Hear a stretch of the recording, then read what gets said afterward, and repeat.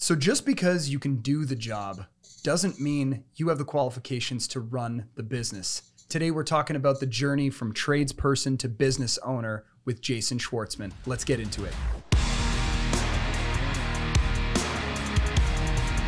Hey guys, welcome back to another episode of Montreal's Elite Unleashed, the podcast for hustlers looking to level up their lives. I'm your host, Logan Boyce. With me, as always, we have Jonathan Ehrlich, and today we have an awesome guest, the plumber businessman extraordinaire, Jason Schwartzman. Thanks for coming on with us today, man. Yeah, thanks for having me. It's going to be super fun. I'm excited to kind of dive into kind of how you got started and, you know, how did this insane business you've created, how did that even start? It started a few years ago, maybe 10 or 15 years ago. Didn't really work out with CJEP, so worked for a little bit, and then I picked a trade. Luckily, my dad suggested plumbing, and just going through school for plumbing, it really just clicked. After I did my apprenticeship, I was fortunate enough to be able to start my own business almost right away. Nice. Yeah. Nice. So I did my plumbing exam. 3 months later, I registered a corporation, and then I spent about a year and a half learning how a business works. So while working for my boss, I was moonlighting, but I was able to write invoices. I had insurance, but I really spent a year not making a lot of money, just investing into tools and investing into knowledge, you know, the admin aspect. What's the timeline of apprenticeship for a plumber? If you're lucky enough, 4 years, realistically 5 years to finish your, it's 8,000 hours before you can write your journeyman exam. And then you start your business as you can start your own practice as a journeyman, or you have to become like a master plumber. Right. So it's not the same as an electrician. Okay. So what you're describing is different exams. For a plumber, once you become a journeyman, the only thing that sets you apart from a master is one more exam that gives you the license. Okay. So it's not like a master electrician. Like once you're a journeyman, you're essentially a master plumber.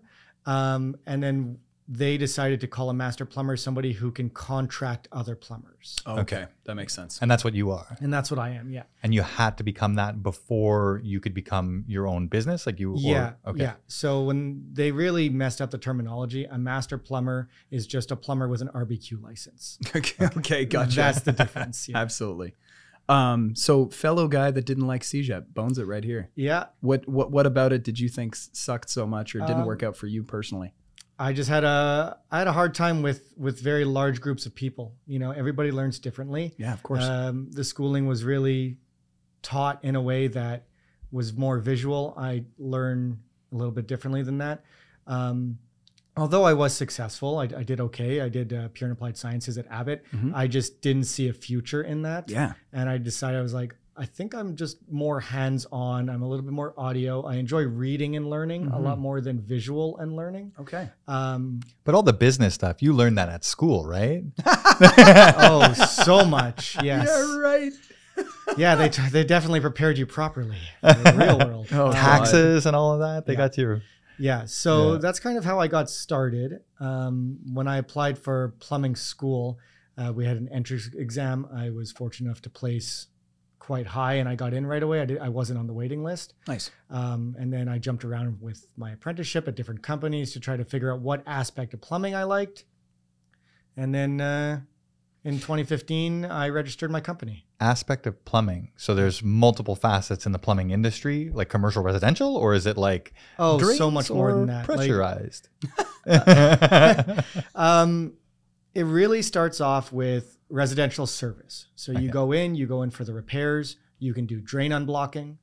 Okay. But after that, you can specialize in renovations. You can just do new construction. I know guys that went to school with me. They've only done new construction. They've never passed a drain snake in their life ever. Must be nice. God. Yeah. They're not dirty at all. It's fantastic. You can also, specialize in heating. You can specialize in gas. You can do industrial. You can do steam. You can do commercial. You can do French drains, sump pumps. You can just specialize in pumping stations. Okay. So there's a lot of aspects to plumbing. It's not just what you see on TV, where the plumber comes in with the butt crack and fixes your toilet. There's a lot That's more. only residential, the butt crack? Yeah, Only I would residential, assume. yeah. I've never seen any plumbers on the roof of a commercial building with a butt crack. Absolutely, yeah. Yeah, the other ones wear belts. Oh, there you go. There you go. They're making that belt money. Something like that. Belt money, that's hilarious. Oh. So obviously doing like I said in the intro, doing the job versus running the business, hugely different. How did you make that transition? Because I remember when you first got started, we hired you for some jobs here and there and everywhere, and it was you and maybe you and one other person sometimes. But now you've scaled to this massive arena with how many people do you have right now? Yeah, so currently we run 7 trucks. So Holy we have crap! 7 plumbers. We have 2 apprentices. I have 1 dispatcher. And I have 1 manager, and then there's me. Yeah. And I handle all the technical assistance, with clients, the super technical questions. I handle insurance companies for clients, and I do all the quotes. I leave, bill collecting and the day-to-day and the management of the staff to my partner, I guess my project manager, vice president, however you want to call him, Brad. He handles a lot of that for me. Just because we're so big now that we had to divide and conquer. Nice. And that's really what it is. So how many calls are you getting on an average month? It's really tough to say, but in the last 8 weeks, we're averaging 50 jobs a week. Holy crap. Wow. Yeah, that includes contracts and service. Wow. So, but you started off just you running around doing like the jobs. Yeah, so at first it was me alone. For about 1.5 years, and then I hired my first employee. So it took 1.5 years to get your first employee. Yeah, and it's like I said before, I worked 1.5 years for my boss, and I moonlighted. Okay, so from November 2015 to March 1st, 2017, I really concentrated on learning all of the city bylaws, called urban planning, called public works, spoke to the engineers who knows this stuff. That would inform me, and they really took their time, and they loved teaching me their specific bylaws for the municipality that I was working in. And then July 1st, I hired my first employee of 2017. So that's not something you learned in the schooling for plumbing either. That was me just being proactive on my lunch break, on Bluetooth while I was driving, calling urban planning, being like, hey, I'm doing this type of job in, let's say, Beaconsfield. Are there any bylaws that have changed that a regular plumber wouldn't know about? They transferred me to the engineer, and he just, chatted me away for 15, 20 minutes, and I'm taking notes. So that when I was ready to go off on my own, I had the answers that the clientele was looking for. So the reputation I was able to build was, call Jason, he knows. Not just he's a good plumber, not he's clean. It's just the guy has answers to all the questions, and I didn't make them up. Yeah. That's awesome. So you became the expert of the experts in your field, which is pretty much so awesome. I just didn't do it alone, right? Yeah. I had the engineers and I had the people at Public Works really helping me out.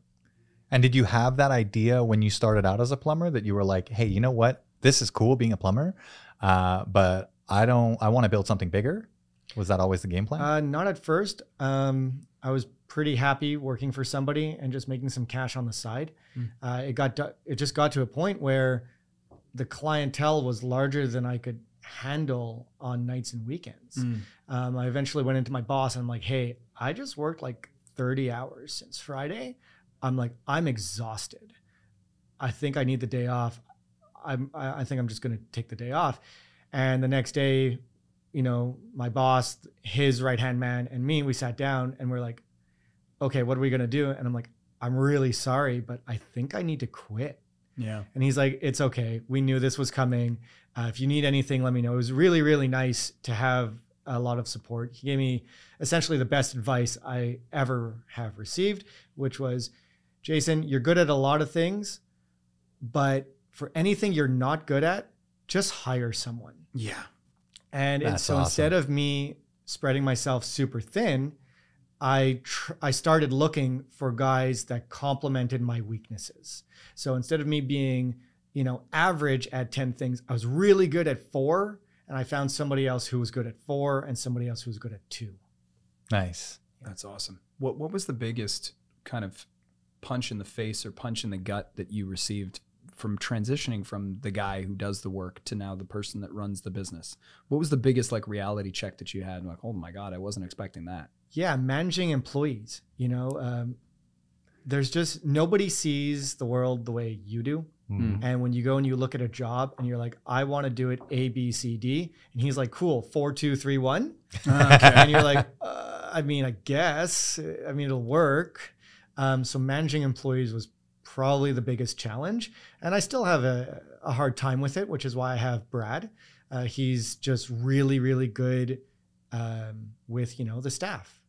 That's his strength. It was a huge weakness of mine. Although I, regularly try to improve, I just found somebody better than I was. So are you finding it the managing of the people themselves, or is it more just their style of work versus how you would wish them to work? Or is it more just like people's personalities are weird and managing that's difficult? I have a big team. Even if you took, let's just bring it down to, let's say 3 plumbers or 4 plumbers. Right. We're all passionate. And that's one of the things I was looking for. I wanted people who were passionate. But when you're passionate, you can also be hot-headed, including myself. So you need to put somebody between you two. Same thing with clients, not every client and myself will see eye to eye. It's just nice to put, a translator between me and the client or me and the staff. Yeah. It's because that's actually what I was going to ask about. I was going to say, like, you say that managing the workers is kind of a harder thing to do, but then you also had mentioned that because you're specialized, you're the person who manages the clients. So is it just because the specialized workers butt heads with you a little bit more, and it's like that stubborn I wouldn't say with me. It's just like everybody has a different way of working, and they all think their idea is right. Yeah.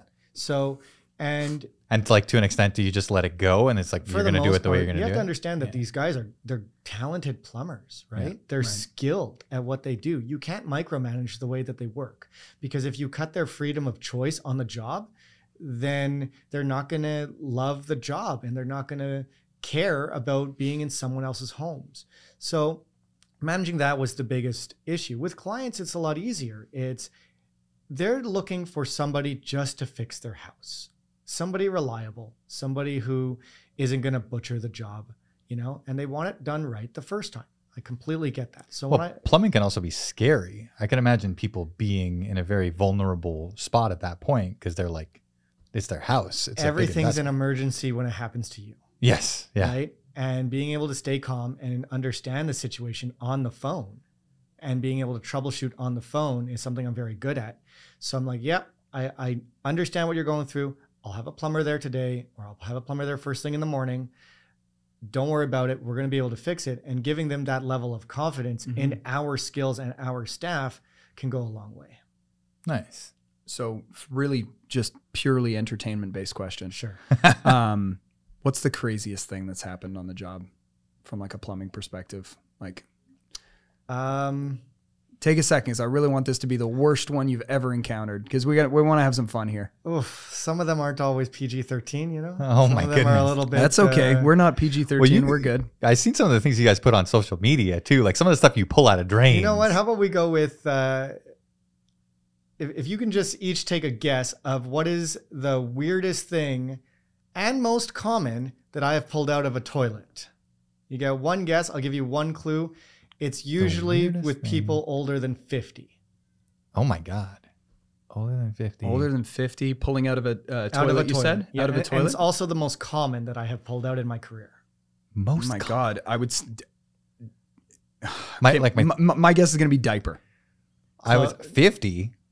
I don't know. It's a decent guess. Happened a handful of times, but nowhere near what I'm thinking about. You got one more guess, John? Oh man, I was thinking like just like wipes, because that should be the most common, like the wet wipes that everyone thinks you can flush. Like, why over 50 though? Yeah, but that's usually mostly in the collector of the drain. The most common will be dentures. Oh my God. I was thinking dentures, but I was like 50 years old though. Oh yeah, because they're expensive, right? Yeah. So, because they're weirdly shaped, they get lodged in the S part of the toilet. Oh my God. And you actually have to break the toilet. Yeah. Yeah. Because you don't want to damage the dentures, right? The worst part is you just say, I'm really sorry, here you go. And they're like, cool, I guess I'll clean them. Yikes. Yeah, because they're so expensive. They end up by cleaning them and they throw them back in the mouth. And yeah. I mean, That's wild. We're over a dozen, right? You have to understand, like, when I say most common, it's like, look, there's a lot of stuff I pull out of a toilet in my career doing service. But dentures. Did you ever think you were going to say that? There's a lot of stuff I pull out of it. Never in my life, but yeah, that's what it is. So that's crazy. One of the things I wanted to talk about, and I think a lot of our listeners who are starting a business may not be a plumbing business, but one of the things that I think sets you so far apart from many of the other people that we've spoken to on our episodes is your growth came so naturally from referrals. Yeah, it was purely organic. I didn't advertise for 5 years. Also, I was mentioning this to John before we started. So I've been in business, let's say 2015, it's 2024. Yeah. I only got a website in November last year. Oh my God. Yeah, I didn't have a website, just a Facebook page. Wow. You had 7 trucks, but and 7 trucks. Yeah. So how does, okay. So if I didn't know you, I'd be listening to this podcast and I'd be thinking, how the hell did you pull this off? Right. So knowledge was a big one. Okay. Yeah. I mentioned that and how I obtained it. Fantastic. The second one was I hit up the community groups. Now, I also mentioned this to John really quickly. I said I'd go more into details. Yeah, we were talking a little bit the before community groups. Yeah. Okay. Yeah. I was the first. But when I say I was the first, it's like, no, I'm not one of the first. No. I was the first. Okay. So people got onto West Island Community. They got onto Dorval Families, Paincourt Peeps, Living in Vaudreuil and Loving It. Mm-hmm. Okay. And I tagged myself in every single one of those posts. And I had an apprentice. So I was teaching the apprentice from scratch. And I'm there sitting on a bucket watching him scrolling on Facebook. And I'm like, oh, okay, Precision Plumbing, Jason Schwartzman, phone number. Mm-hmm. And I would DM them. So I would hit up their, their direct messaging or private messaging right away. So much that I had an advertisement company call me and be like, hey man, we'd love to advertise for you. By the way, how many trucks are you? I'm like, oh yeah, it's just me. It's like, how? He's like, I'm like, I just worked. If I had to go out and work until midnight, I worked until midnight. But I never said no. So anytime someone called, I would go. I'd fit them in. If I had to do 12 jobs a day, I did 12 jobs a day. If I had 3 big ones, I did 3 big ones. And they were always grateful. So they offered me a tip. I'd be like, you know what? I don't need the tip. It's just me and a helper. Like, here's my invoice, but if you can just give me a shout out on Facebook. Wow. That would be awesome. Yep. And I'm like, hey, it's me and my helper, I'm a young guy. I'm just starting. I got a young family. I need all the help I can get. And everybody wants to help the individual. Yeah. I never asked for anything else other than just, hey, had Jason over. He did a great job. Please use him. Nice and simple, right? Yeah. And I just exploded on Facebook. So all those community groups are huge. You got to hit those up. Yeah. You said something super important there. Everybody wants to help the individual. Yeah. And I think that's huge because if you would have said like shout out Precision, like it's very different than shout out Jason. And it's so funny because I know I kept hearing your name everywhere. And that's why I was like super excited to talk to you about this specifically. So that's actually catching up to me now. Because I have a dispatcher and I'm not easily reachable anymore because I'm doing other stuff, you know? So they're still calling in people like first time callers. Okay. Yeah. Hey, is Jason there? Oh, are you sending Jason? Is Jason the plumber? I'm like, and I post pictures of my staff, of my team, but they still think it's just me. So I accidentally made Jason a brand and I'm having a really hard time pushing precision plumbing. And that's a really interesting problem to have. So for anybody starting their own business and they're like, if their name's Brian, they're like, oh, tag me Brian. No. You cut that out early and try to get them to tag your company. Or at least both. Or at least both, right? Because at least to start with both and then shift yourself out when you're big enough. Because with 7 plumbers, they're not all named Jason. Some of them have other names. Yeah, right? You should just say it'd be they're really all tough to find an entire team of Jasons. If they work for you, everyone just calls them Jason. Everyone has name tags. Hi, I'm Jason. God, that'd be friggin' hilarious. Yeah. Okay, but yeah, it's a very interesting problem to have because you've created a brand for yourself, which is not a bad thing. When I say hit up the community groups, there are other ways, right? Like, so I was lucky enough to really take over social media, but there are other religious communities, the Jewish community, or even some of the churches, the Christian communities. If you get into there, you'll have the same success. Just mine was more widespread on Facebook, especially when Google started, keeping the same people at the top because they were able to pay to be there for choice 1, 2, and 3. People got annoyed, so they switched over to social media for Facebook. Well, yeah, because you can't trust it, and like the reviews on Google, half of them are fake anyway. So if I do work I did work for your dad actually. And that's how you found me. So if he tagged me on Facebook or you tagged me on Facebook, be like, oh, at least I know Jim, at least I know Logan, or at least I heard of them. So obviously Jason is also trustworthy. Yeah. So instead of it being like a direct referral, it was indirect, but at least they knew you or of you or a friend of a friend, right? I mean, if you have 600 people on, let's say, friend list on Facebook, you'll have a decent pull. So you just need one person to vouch for you. You also kind of made it direct because when they tag you didn't, I feel like more... I answered everybody. Yeah, if I got you tagged, reached out. So I would always either thank or I would like your comment. Yeah. But then I would also put my name or phone number.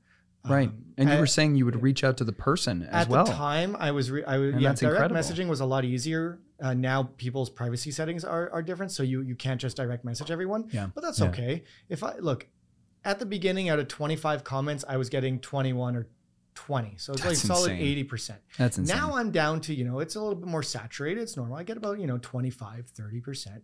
But, you're still seeing the name 4 times, 5 times, and you're only seeing the other guys once or twice, right? So I'm still double them, right? And monopolizing the community groups, like anyone starting, that's what they should be doing.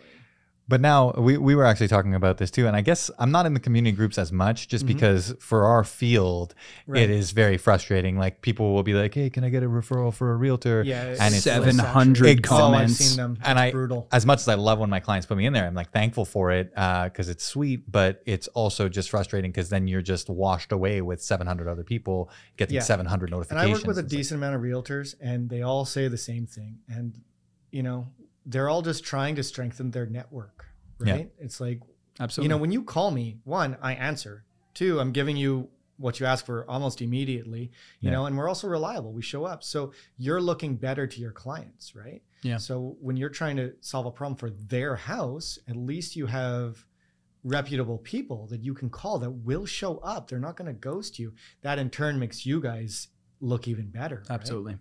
Well, yeah, and if the people we're referring do good work, then it's if they do bad work, then it reflects poorly on us. If they do good work, then it's just like, okay, it's good. So it's always a risk whenever we refer somebody. So it does take a lot of trust from a professional standpoint to refer somebody. Are you still hiring, Jason?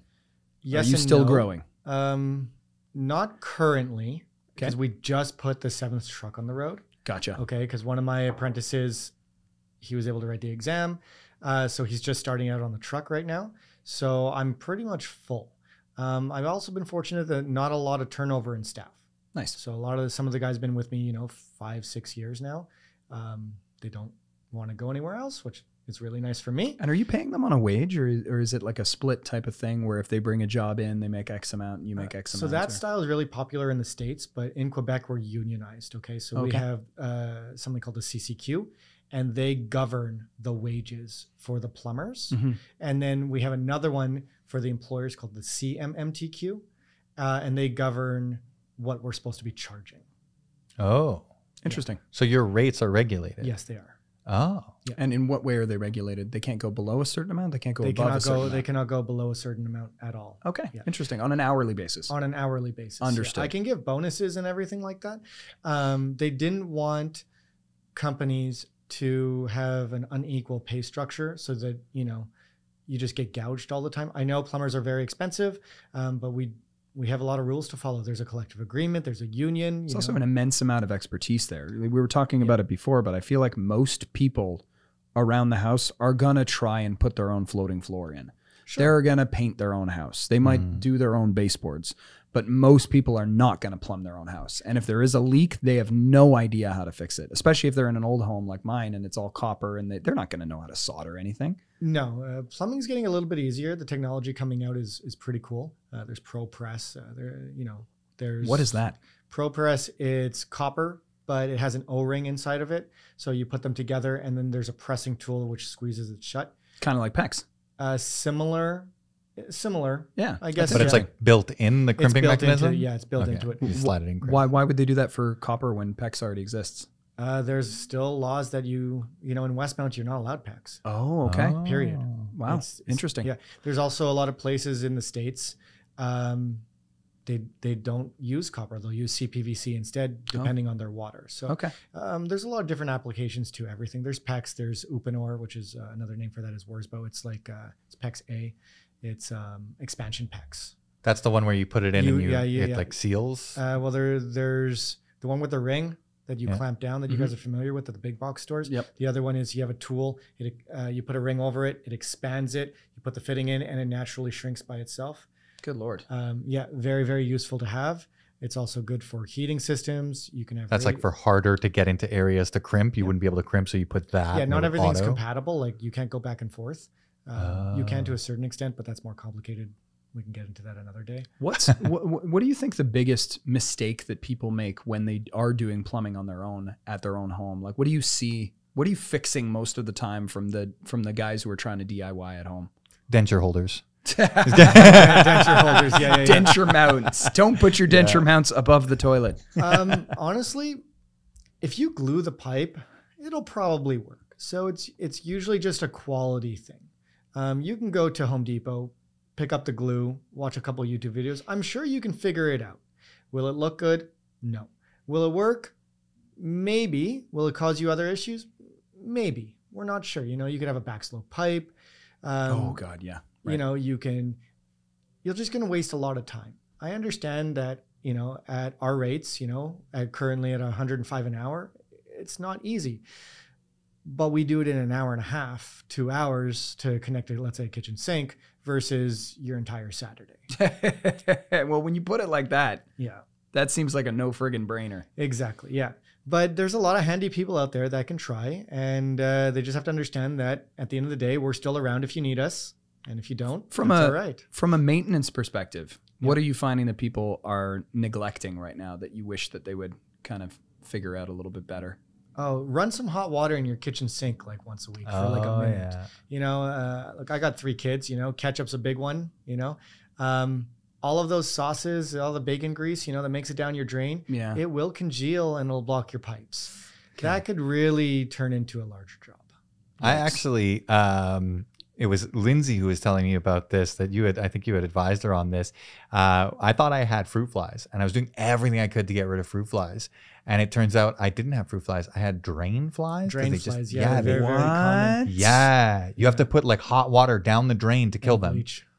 What? Oh, I didn't even put bleach. I just boiled hot water and poured it down. Boiling hot water will work. But I did everything for weeks to try to get rid of them. And I couldn't. Some of them will get lucky enough to make it through the water in the P-trap.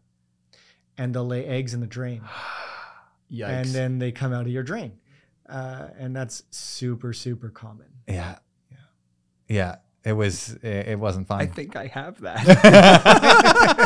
Because I'm setting up all those stupid traps with the pinholes, trying to get rid of fruit flies. And I'm like, they're always around my sink for whatever reason. Yeah, they're probably coming from the sink. Oh, now I'm mad. Super, super common. And I do have 2 kids and ketchup's a big thing. So I'm right there with you. Yeah. All right. So maintenance wise, run the hot water. Run the hot water. That's the simplest thing I can tell everyone. Perfect. Back to the business perspective. Sure. Somebody who's starting out, obviously the number one thing you said was get involved in those community groups. Yeah.